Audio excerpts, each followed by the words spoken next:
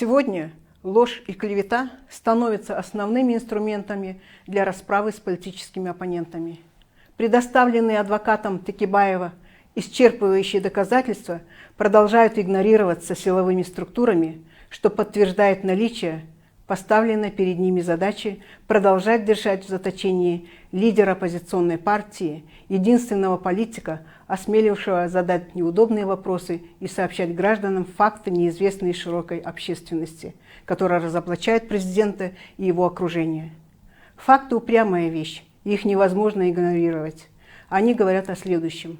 Все обвинения построены на показаниях Маевского, утверждавшего, что встречи с Текебаевым проходили в Москве в первых числах июля 2010 года, в ходе которой якобы Текебаев вымогал у него взятку.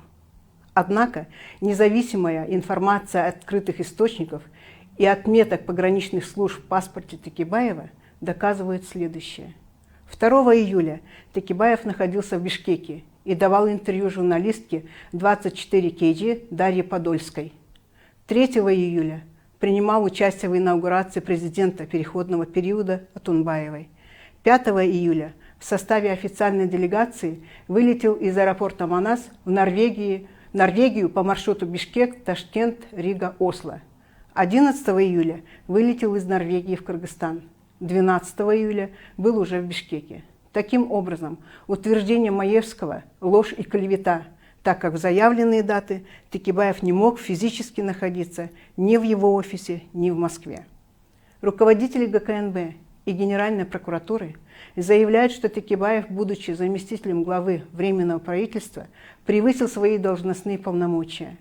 Однако 12 июля Текебаев официально сложил свои полномочия как заместитель главы Временного правительства. Следовательно, обвинения превышения им должностных полномочий и коррупции не могут быть ему инкриминированы.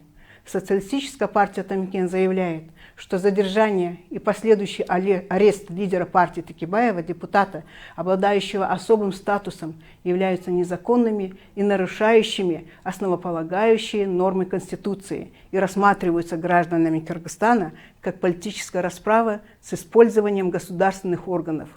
Использование подобных методов силовыми структурами, пренебрежение презумпцией невиновности, нарушение установленных законом процедур разрушает саму легитимность государственных органов и приводит к разрушению государственности.